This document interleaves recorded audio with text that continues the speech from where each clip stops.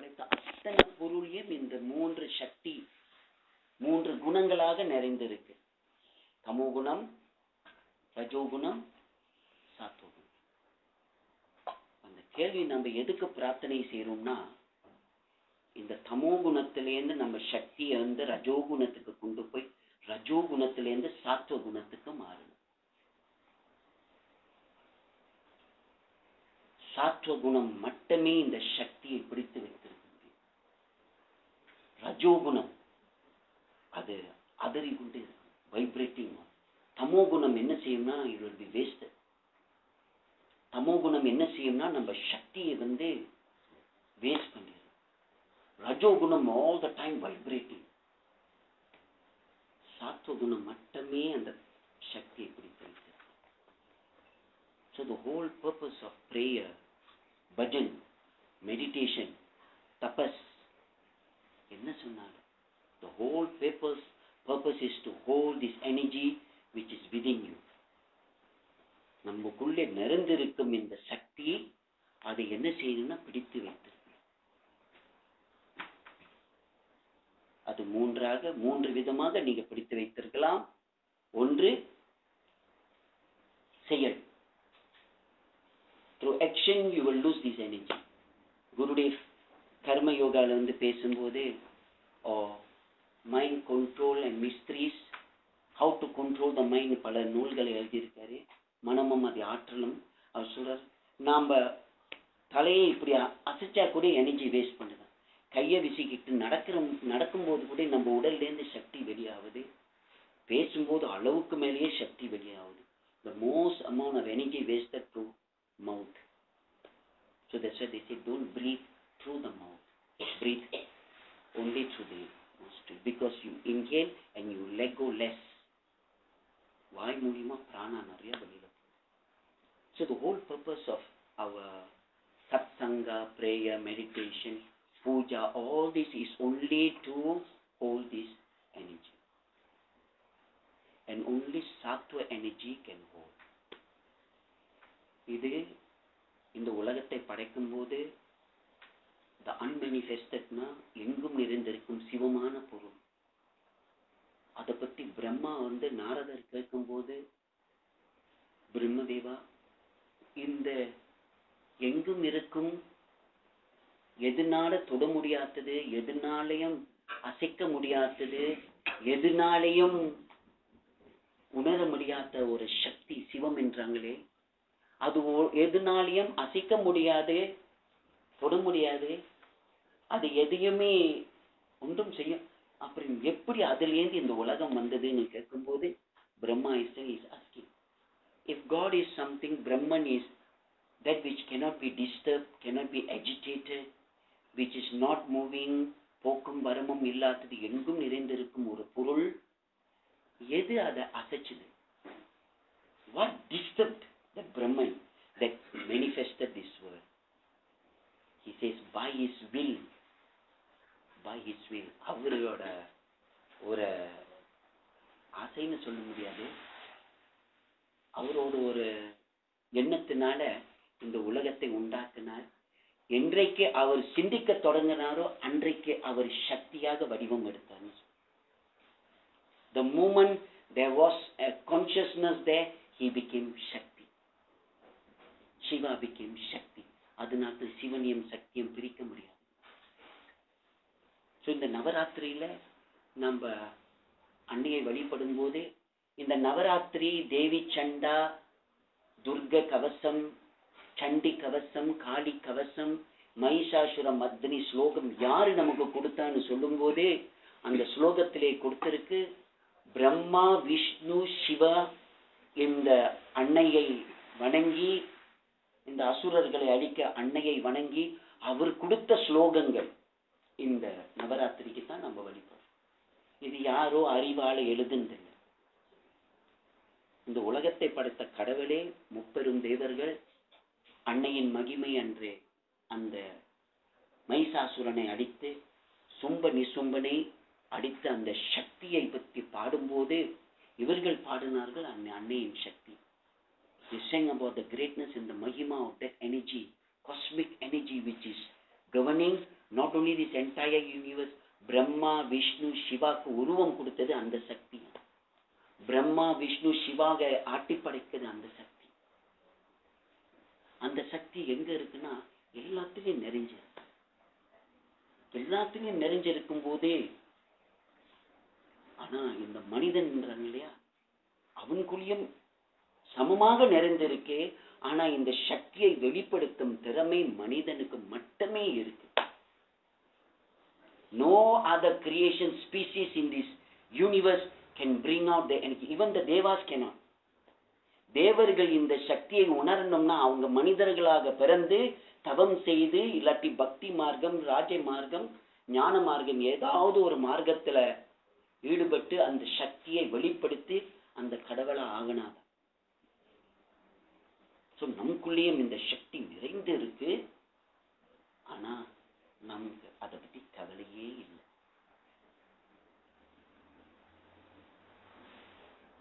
நம்மலாம் சொல்றது தப்பா நினைக்காதீங்க. குங்குமம் சுமந்த கழுதைகள், இந்த கழுதை குங்குமத்தை சுமந்துக்கிட்டு போய் ஆடி ஆடி ஆடி ஆடி நடக்கும்போது குங்குமம் எல்லாம் கொட்டிட்டு போ, அதுக்கு கொஞ்சம் கூட கவலை இல்லை. நாமளும் உள்ளுக்கு நிறைய இந்த சக்தியும் அறிவும் வச்சிருக்கோம். இப்படி ஒரு சத்சங்கல உட்கார்ந்து, வீட்டுல நாங்க சத்சங்கம் பண்ண மாட்டோம், ஏன்னா வெரி பிஸி. மாயை ஒரு பெட்டி, கருப்பு பெட்டியாக வீட்டுல உட்கார்ந்து என்னை பாரு என்னை பாரு என்னை பார்த்து கொண்டே இருன்னு நம்மள சொல்லுது. அதை பார்த்து மனிதனுக்கு வேற எதுவுமே பார்க்க முடியாது, மயங்கி இருக்கான் அந்த போதை பெட்டியினால.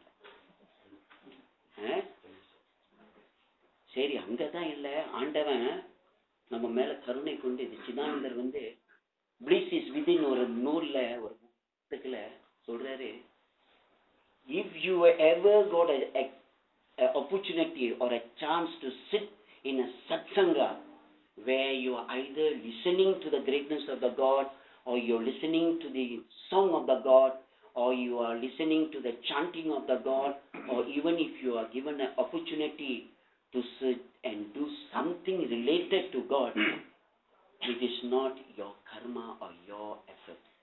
It is a blessing of the God for some dharma that you have done.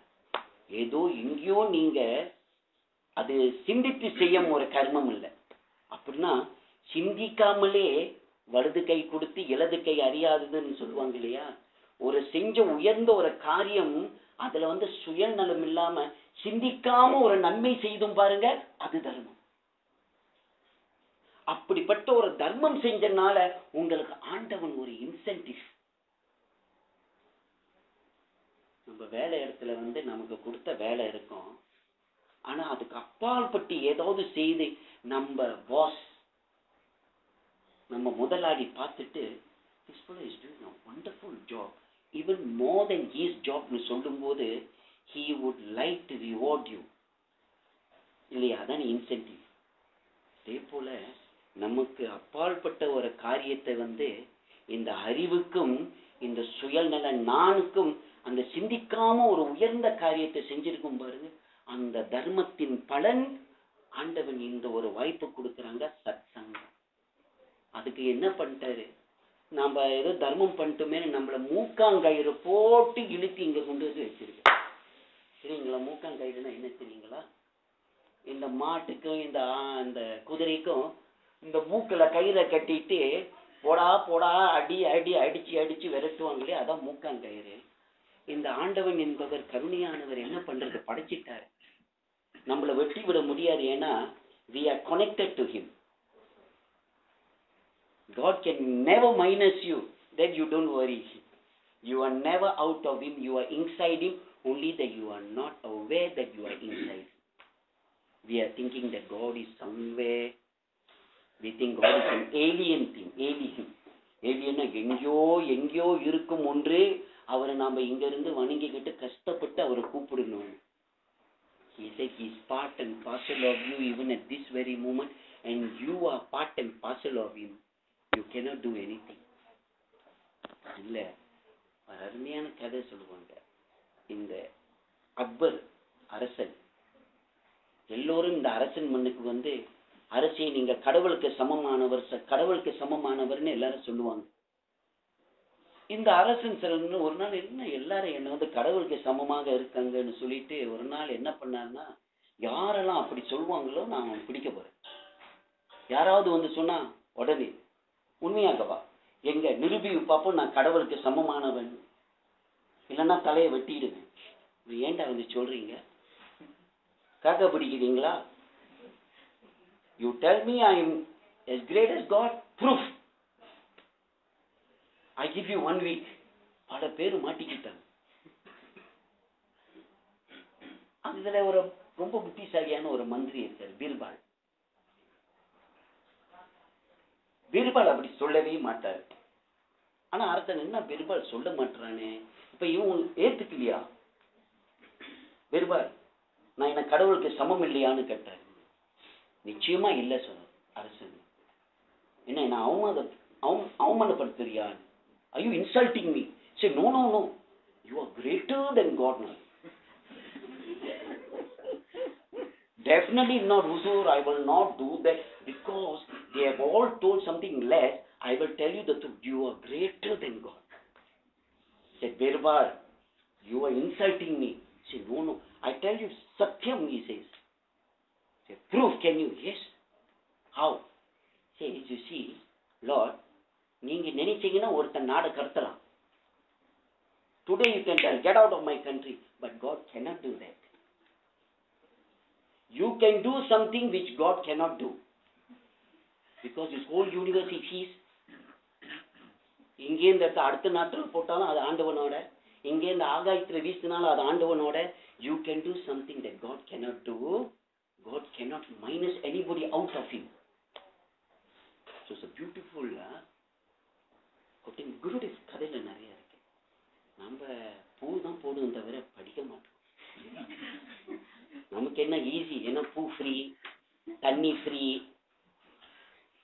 எல்லாம் ஃப்ரீயாவே ஓசிலேயே வாங்கிட்டு ஓசிலேயே கொடுத்துட்டு கொஞ்சம் பூ போட்டு 2 ஆரதி பட்டா நம்ம குரு பக்தின்னு நம்ம வச்சிருக்கோம். ஆனா guru puja means not putting flowers.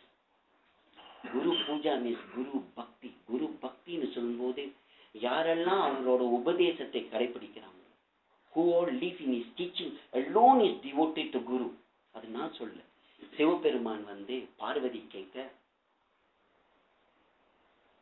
எல்லோரும் சிவபெருமானும் பார்வதியும் புதுசா திருமணம் செய்து, சுந்தரேச பெருமான் திருமணம் செய்து கைலாசுக்கு போயிட்டு, அங்க போனோட சிவபெருமான் வந்து சாதுக்களோட ரொம்ப பிஸியா இருக்காரு. பார்வதியும் காத்திருக்கு, என்ன கல்யாணம் கட்டிட்டு வந்து இவன் பாட்டுக்கு சாமியாரோட கூட்டி சுத்திக்கிட்டு இருக்காருன்னு. அங்க all the sadhus are coming and Lord Shiva is sitting and discussing with them. அவங்களும் பார்த்துக்கிட்டு இருக்காங்க. முடிஞ்சிட்டு போகும்போது சிவபெருமான் அப்படியே தலை குனிந்து வணங்குறாராம் அந்த சாதுக்கள். பார்வதி பார்த்து ஆச்சரியப்பட்டு, இவரு யார வணங்குறாரு? So she asked, உங்க வணக்கத்துக்கு உகந்தவர் யார்? Who is this who is fit for your worship, for your salutation? இந்த ரிஷிமார்கள் குருமார்களோட மகிமையை சிவபெருமான் அன்றைக்கு கொடுத்தாரு குரு கீதா.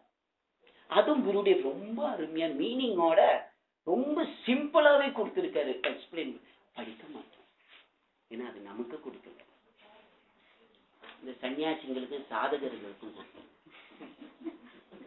நமக்கு கொடுக்க. அது ஸ்பெஷல் பீப்புள், அதுக்கு ஒரு குரூப் அதுக்காக பிறந்துட்டு வந்திருக்கு, வேலை வெட்டி இல்லாத பசங்க, அதுங்களுக்கு. இந்த குரு கீதையிலே சிவபெருமான் சொல்றாரு, they are embodiment of the supreme. They are the embodiment of the supreme. And அதுல வந்து குருவை பத்தி பேசும்போது supreme knowledge, those who are supreme and they are equal to me, Shiva சொல்றார். இந்த குரு கீதையில ஈஸ்வரோ குரு ஆத்மீ, ஈஸ்வரன் கடவுள், குரு ஆத்மா. ஆத்மானா இதான் நடமாடிக்கிட்டு இருக்கு இல்லைங்களா, இதுதான் ஆத்மா. மூன்றும் சமம். கடவுளுக்கு அவர் கடவுள்னு தெரியும், குருக்கு அவர் கடவுள்னு தெரியும். ஆனா இந்த ஆத்மா மாத்திரம் எல்லாமே தெரியும், அதை பத்தி தெரியும், எல்லாமே தெரியும். It knows every nonsense that is not necessary to be known, but it doesn't know itself. So in the, again coming back to energy, we all nothing energy and knowledge. இது ஒரு சிறு உதாரணம் வந்து சங்கரரோட வாழ்க்கையில வந்து, சங்கரர் வந்து காசியில ஆல் த டைம், அவர் வேதாந்தின் இல்லையா, வேதம் படிச்சுட்டு வேதம் அந்தத்துக்கே போயிட்டு எல்லாமே பிரம்மம், சோகம் சிவோகம் சோகம் சிவோகம் இருந்துட்டார். இந்த காசியில அவர் வந்து சிவபெருமான் விஸ்வநாத் பகவானை வழிபட்டுட்டு அவரு அந்த படி ஏறி போறாரு. அந்த காசி வாசல்ல ஒரு பெண் கணவரோட பிணத்தை பிடித்துக் கொண்டு அழுந்து கொண்டிருக்கிறார். holding, hugging the corpse of a husband.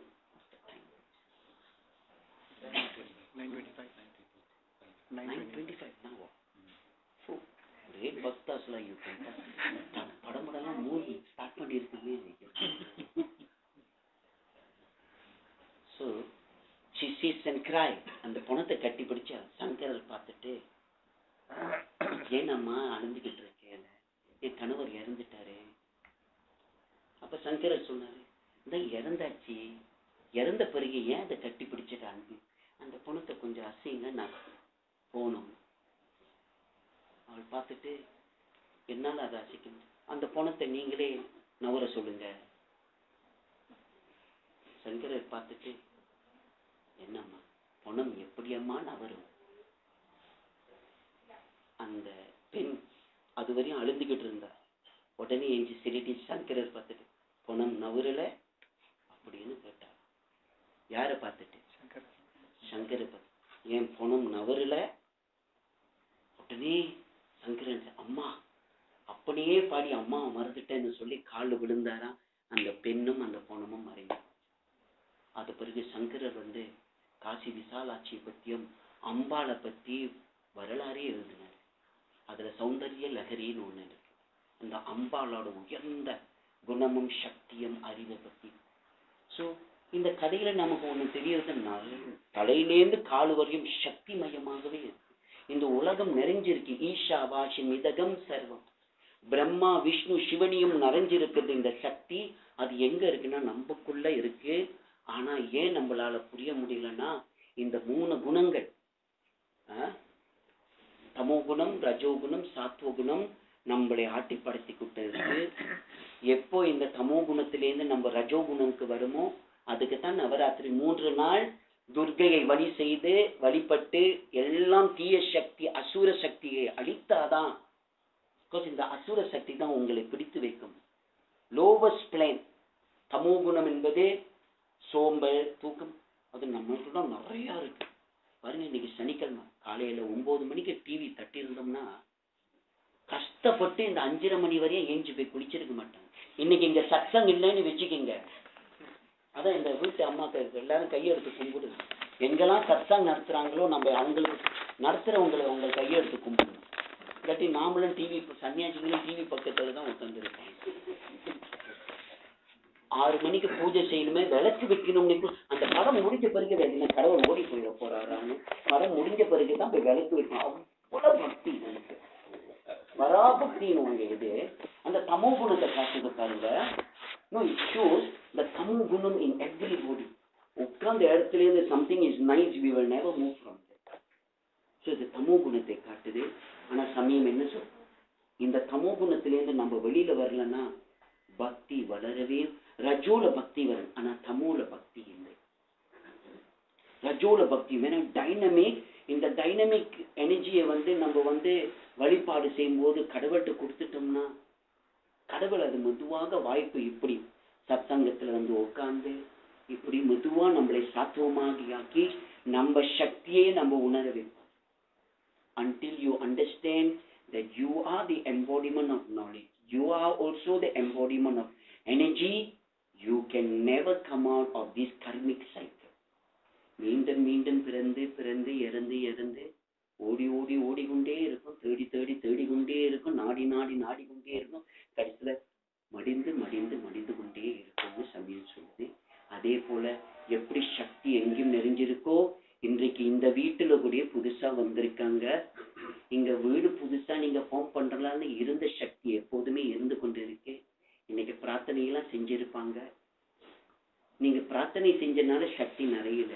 சக்தி எப்போதுமே சக்தியாக தான் இருக்கு. It's pure naked energy. ஆனா இந்த பிரார்த்தனையினால என்ன செய்வோம், நம்ம உணர்வை வச்சு we can feel the energy, we can tune the energy to ourselves and ask the energy for help. மீண்டும் எந்த சக்தி, இந்த சக்தியை பிடிச்சு சாத்துவ குணம். சாத்துவ குணம்னா அன்பு, பண்பு, மரியாதை, and then பொறுமை. இது குருடைய வாட் இஸ் நெகட்டிவ் ஃபோர்ஸஸ்னு சொல்லும்போது தமோ, ஆணவம், காமம், பேராசை, கோபம், வெறுப்பு, இதெல்லாம் நீங்க விட்டு வைக்கலன்னா வீடே நரகமாயிரும்.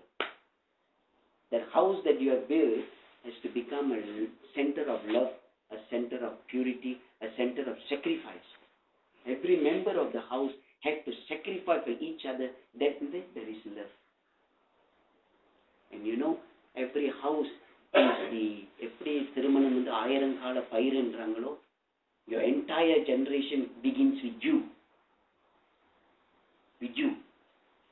And how you can bring about great development in the family is every member of the family living up to this simple quality of love, sacrifice, adapt, adjust. இதெல்லாம் குருதேவ் சிவானந்தர் வந்து எல்லாம் ஃபார்முலா தான் கொடுத்தாரு. You want peace, adapt, adjust, accommodate. You want happiness, adapt, adjust, accommodate. ஏன்னா எங்க பொறுமை இருக்கோ அங்கதான் நம்ம ஏதாவது சாதிக்கலாம். அது குடும்பம்னு வரும்போது if you do not and then you spoil everything. நம்ம 60 வருஷம் வாழ்ந்துட்டு சொல்றோம், தப்பா நினைக்காதீங்க. அது 60 வருஷம் இந்த உலகத்தில் வாழ்ந்து என்ன கத்துக்கிட்டோமோ தெரியாது. ஆனா புதுசா வருது, வீட்டுக்கு வருது ஆளுங்க கூட, especially the greatest ancient oldest problem, daughter-in-law, mother-in-law problems we will have.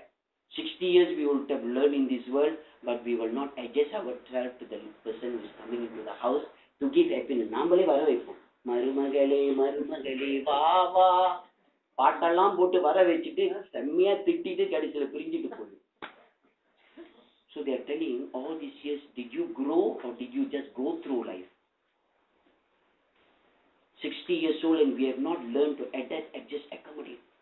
We have not learned to how to tolerate somebody whom we invite into our house.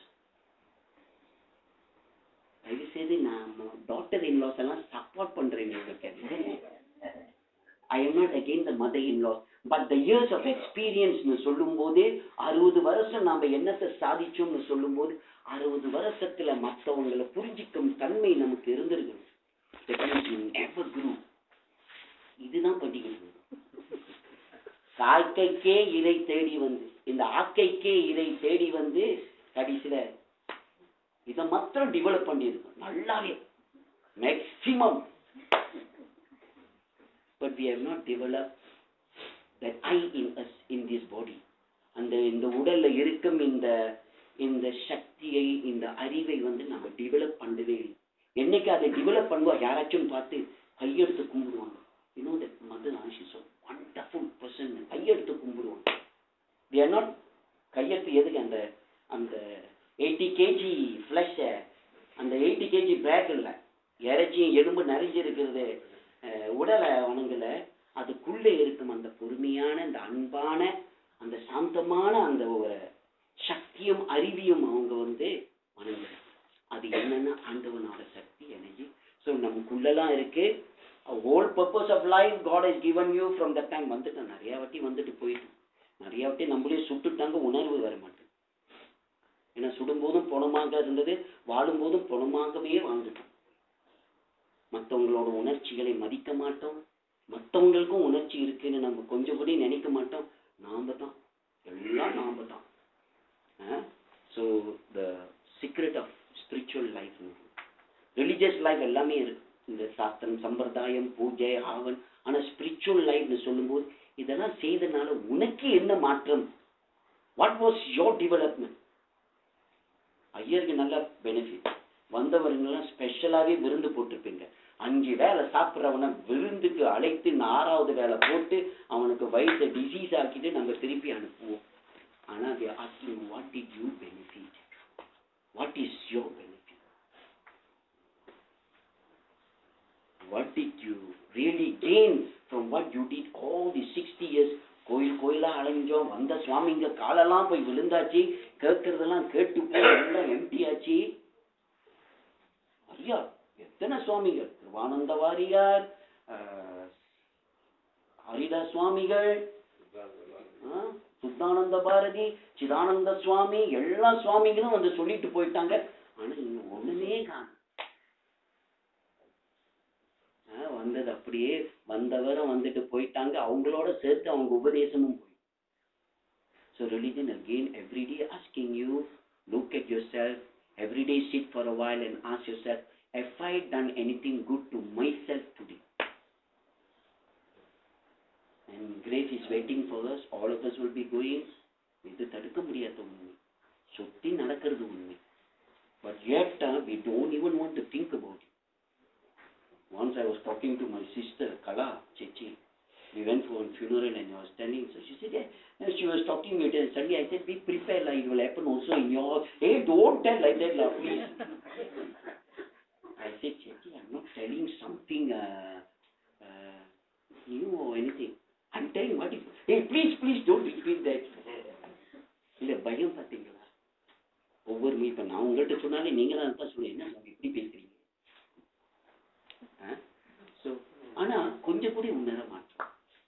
So அதுக்காக மொட்டை அடிச்சு எல்லாத்தையும் சன்னியாசி எடுக்க சொல்லலை, எடுக்காதீங்க. It will be a waste. உணருங்க, உணருங்க that I am going and every day and never too late. You still got time because you are still conscious. இந்த உடல்ல உயிர் இருக்கு, இந்த உடல்ல இன்னும் அறிவு இருக்கு. அது கடைசி நேரத்துக்கு முந்தி கூட இன்றைக்கே. ஆனா அப்புறம்னு சொல்லிடாதீங்க, எல்லாம் அப்புறமாக போயிடும். இன்றைக்கு இரவே போயிட்டு they asking you to see whether you have done anything good to change your inner personality. Nama Parvati Padaye. We thank the family members for giving us this opportunity to cut out from the worldly life. அதான் அந்த யோகம். இல்லாட்டி இன்னைக்கு எல்லாம் உட்காந்துட்டு எதுவோ பார்த்து சிரிச்சு அழுதுகிட்டு இருக்கும். அது அழுந்தா நாம்பளும் அழுவோம், அது சிரிச்சா நாம்பளும் சிரிச்சோம். அது வெற்றவே இல்லைங்க, நாமளும் திடீர்னு நெஞ்சு மண்டுக்கு உன்னால முடியும்னா நம்மளும் ஆமா என்னால முடியாது உட்காந்துக்கிட்டே இருக்கும். முடியும், என்னால முடியும், அங்கேருந்து ஏனிக்குமா எங்கர் தான் பண்ணி இருக்கு. Thank them for bringing us together, satsang.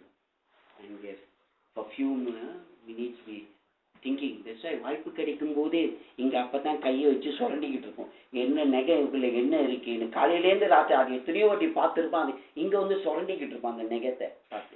இங்க ஜெயராம் ஸ்ரீராம்ன்றாங்க, இங்க நொகத்தை அப்படியே சுரண்டிக்கிட்டு இருக்காங்க. You losing the opportunity. காற்று இருக்கும் போதே தூற்றிக்கும், காற்று வீசும் போதே தூற்றிக்கும். இப்ப காத்து அடிக்குது, சத்சங்கன் காத்து, நாம சங்கீர்த்தன் காத்து அடிக்குது. கொஞ்ச நேரமாச்சும் தனியா இருந்து எவன் சாமி, கொஞ்ச நேரமாச்சும் கூட்டத்தோட இருக்கும், கூட்டத்தோட சேருவோமே. அப்படி கொஞ்ச நேரமாச்சும் அந்த ராமா கிருஷ்ணா கோவிந்தான்னு கேட்டு இருந்தீங்கன்னா இந்த இடத்துல இருந்து உங்களுக்கு பெனிஃபிட் கிடைச்சிருக்கும். So don't lose this opportunity at another satsanga. If you happen to be in the satsanga, just close your eyes and say, nobody except me and this satsanga God. Nama Parvati Padaye. Sarvesham Sarvesham